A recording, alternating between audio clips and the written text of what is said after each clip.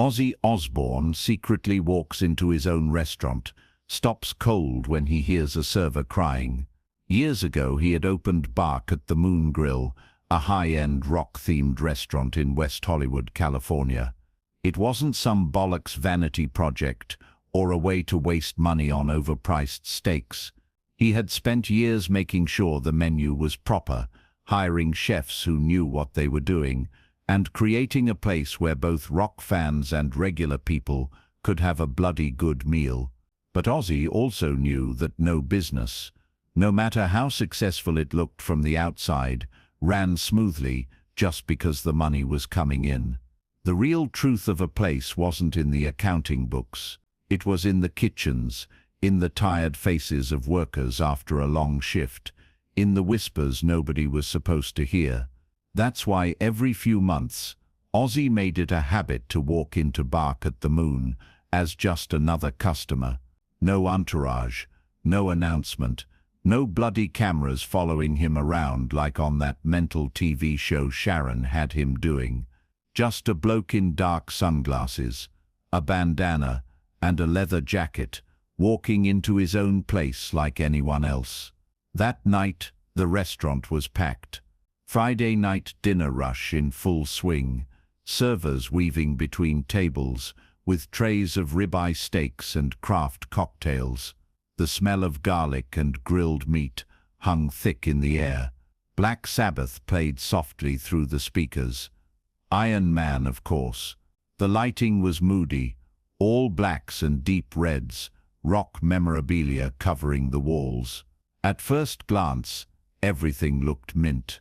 But Ozzy had spent 50 bloody years reading crowds, sensing when something was off, even when everyone was smiling and clapping. He spotted the manager straight away, tall bloke in an expensive suit, standing near the kitchen entrance with his arms crossed, watching the floor like some kind of prison warden. There was something about the way he carried himself that felt wrong, not just strict, controlling, mean. Then, as Ozzy shuffled toward the bar, he heard it, a soft, muffled sound coming from somewhere near the kitchen. At first he barely registered it over the music and conversation, but as he moved closer, the sound became clearer. Someone was crying, not loud, not dramatic, the kind of cry you do when you're trying desperately to hold it together. Ozzy's footsteps slowed. He turned his head toward a half-open door marked staff only. Inside, he could see a young woman, couldn't have been more than 20-something, bent over a counter, shoulders shaking. Another employee, a young lad in a Bark at the Moon uniform, stood beside her, speaking in hushed tones. Ozzy didn't know her, but something about seeing her like that, broken down, trying not to completely fall apart, hit him harder than he expected. Bloody hell. Something was very, very wrong. He turned and walked to the bar, sliding onto one of the stools. Behind his dark glasses, his mind was racing. That wasn't just stress crying. That was fear. Ozzy knew fear. He'd lived through it himself. Bad managers, exploitative contracts, people who thought they owned you. He knew what it looked like when someone felt trapped. His first instinct was to march over there and ask what the fuck was going on. But right now he wasn't Ozzy Osbourne, rock legend and reality TV star. He was just some bloke at the bar. So instead, he listened. The young lad beside her kept his voice low, but Ozzy caught fragments. You can't keep letting him. He can't treat you like this. The woman's voice was barely audible. What choice do I have, Tommy? He made it clear. If I don't do what he says, I'm gone, and I can't lose this job. I can't. Ozzy's jaw tightened. At first he thought, maybe some dickhead customer had harassed her, but the way she said it, it wasn't about a customer. It was about someone who worked here, someone with power over her. Before he could think further, the bartender approached. What can I get you? Ozzy looked up, his voice gravelly and slightly mumbled. "Just a water, mate. Cheers." The bartender nodded and moved off. But Ozzy wasn't focused on drinks. His eyes drifted back to the manager in the expensive suit, still standing there like he owned the bloody place. Which, technically, he didn't. Ozzy did. Then he noticed the young lad, Tommy, apparently step back out onto the floor. His face was tight, stressed. His hands kept fidgeting with the notepad in his apron. Ozzy knew an opening when he saw one. He stood up and casually walked over to where Tommy was organizing plates near the service station. "Oi, mate," Ozzy said, keeping his voice low. "Got a pen?" Tommy looked up, startled. "Oh yeah, sure." He handed one over. Ozzy took it, but didn't walk away. He glanced at Tommy's name tag. "Cheers, Tommy. Listen, I couldn't help noticing your friend back there seems proper upset." Tommy stiffened. "She's all right." Ozzy tilted his head. "Didn't look all right to me, mate." Tommy swallowed hard. His eyes darted toward the manager before dropping to the floor. Ozzy had been reading people since before this kid was born. He knew fear when he saw it. After a long pause, Tommy exhaled. "She's not all right," he admitted quietly. "But I can't talk about it here." Ozzy leaned in slightly. "Is it a customer giving her grief?" Tommy hesitated, then shook his head. "No, it's not a customer." Before either of them could say more, Tommy's entire body went rigid. Ozzy didn't need to turn around to know why. He could feel the shift in energy. The manager was coming over. "Everything okay here?" The manager's voice was smooth but cold. Tommy immediately looked down, busying himself with the plates. "Yes, sir, just helping a customer." Ozzy turned slowly and looked at the man. Mid-40s, slicked back hair, expensive suit that probably cost more than most of the staff made in a month. The name tag read Brett Hoffman. "Can I help you with something?" Hoffman asked, polite but edged with authority. Ozzy gave a slight shrug. "Just needed a pen. Tommy here sorted me out." Hoffman's smile didn't reach his eyes. "Good. Let's make sure we stay focused on our work." He clapped Tommy on the shoulder. "Hard." Tommy nodded quickly. "Yes, sir." Ozzy thanked Tommy and walked away, but his mind was already made up. He wasn't leaving. Not until he figured out what the hell was going on in his own bloody restaurant. He stepped outside, pulling out a cigarette. From where he stood, it probably looked like he was just taking a smoke break. In reality, he was thinking. The girl, whoever she was terrified. Tommy was scared to talk. And Hoffman, that bloke had the energy of every dickhead manager Ozzy had ever dealt with in the music industry. Then, as if on cue, another employee stepped out for a break. A woman in her 30s, lighting her own cigarette. She leaned against the wall, looking exhausted. Ozzy walked over casually. "Long night, yeah?" She looked up, surprised but not alarmed. "Yeah, Fridays are mental." Ozzy nodded. "Mind if I ask you something?" She hesitated, but shrugged. "Go on." Ozzy kept his tone light. "Your manager, Hoffman, what's he like?" Her expression darkened immediately. "He's demanding." Ozzy tilted his head. "That normal?" She took a drag from her cigarette, looking around. Then she lowered her voice. "He makes Lily stay late, alone, every week." Ozzy's entire body tensed. "She's the only one?" The woman nodded. "Yeah. And the way he talks to her, it's not right. We've all seen it." She's scared of him. Ozzy's hands curled into fists in his jacket pockets. He'd seen this before. Powerful assholes who preyed on people who couldn't fight back. It made him sick, and it was happening in his restaurant. "Has anyone said anything?" Ozzy asked. She shook her head. "Who would we tell?" He runs this place. If we complain, we're out. Ozzy's jaw tightened. Not anymore. The woman looked confused, but Ozzy was already walking back inside. The dinner rush had started to wind down. Fewer customers, less noise. But Hoffman was still there, standing near the service station like a bloody sentinel. Ozzy's footsteps were deliberate as he crossed the floor. He didn't stop at the bar.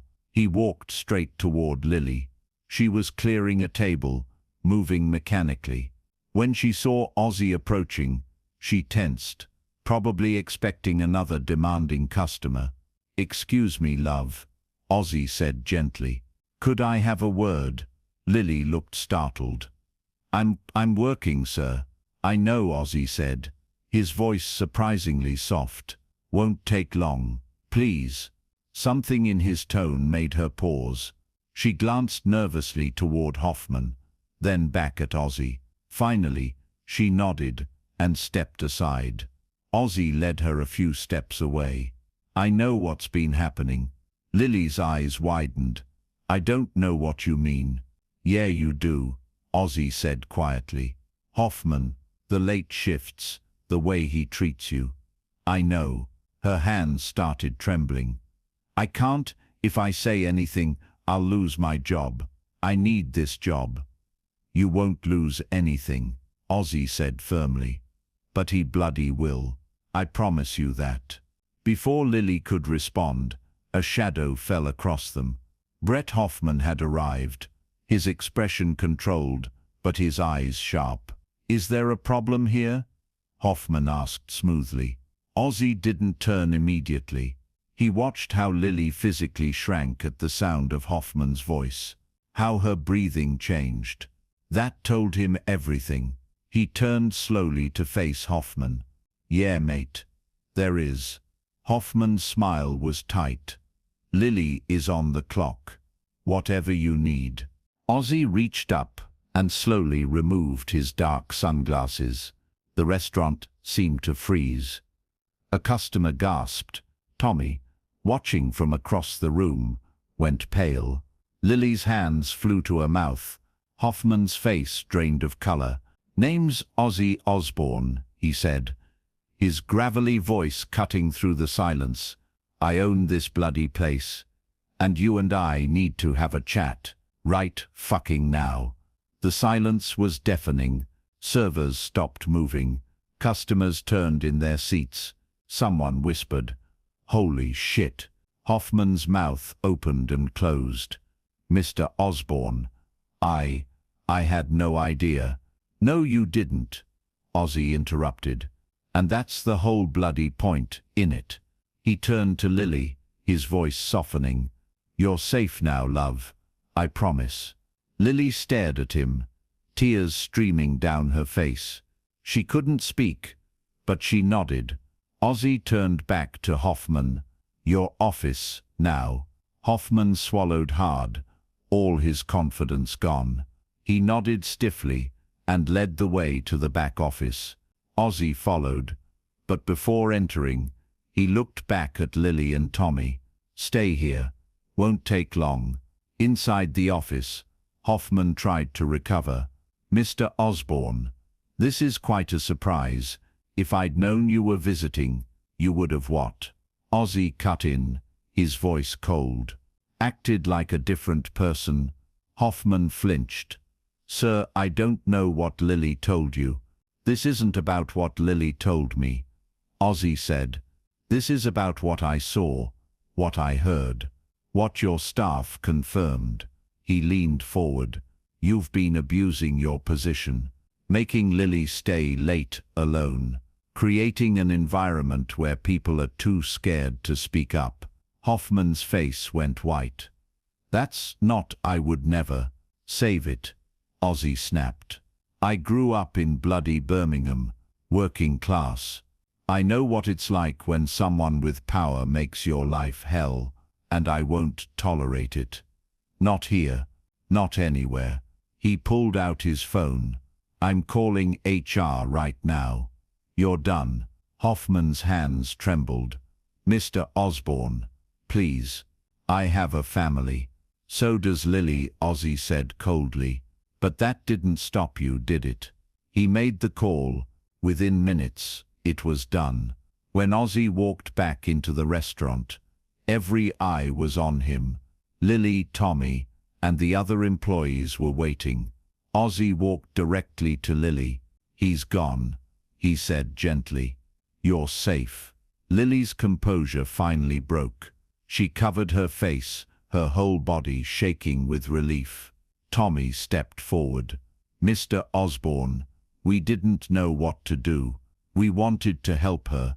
But I know, Ozzy said. But now you know, if something's wrong, you speak up. You come to me. He turned to all the employees. Listen, what happened here should never have happened. This place is supposed to be safe. For everyone. That's not negotiable. The room was quiet, but the fear was gone. Lily wiped her eyes. What happens to me now? Ozzy smiled slightly. You keep your job, with a raise. And if you want, help us make new policies, so this never happens again. Lily nodded, barely able to believe it. An hour later, Ozzy sat in his car, watching employees lock up. Lily walked out with Tommy, talking quietly. She looked lighter, like maybe she could breathe again. Ozzy lit a cigarette, thinking, one restaurant, one manager, one employee who'd been suffering. But how many more were out there? He thought about his platform, his fame. Songs like Mama, I'm Coming Home weren't just lyrics. They were about protecting people, about doing right when you could. Being famous wasn't just about selling records or TV ratings. It was about using that power to help people who couldn't help themselves. If you're ever in a situation where someone's abusing their authority, speak up, find allies, and know you deserve respect. And if you have power, use it right. Because people are watching, not just your performances, but your character. Sometimes all it takes is one person willing to listen, one person willing to act, one person willing to say, this ends now. Ozzy started the car. Tomorrow, he'd be back in the studio. But tonight he'd done something that mattered. He'd reminded someone they mattered, that they deserved safety, that they weren't alone. As he drove off, he muttered to himself, Sharon's gonna give me hell for this, but bloody worth it, innit?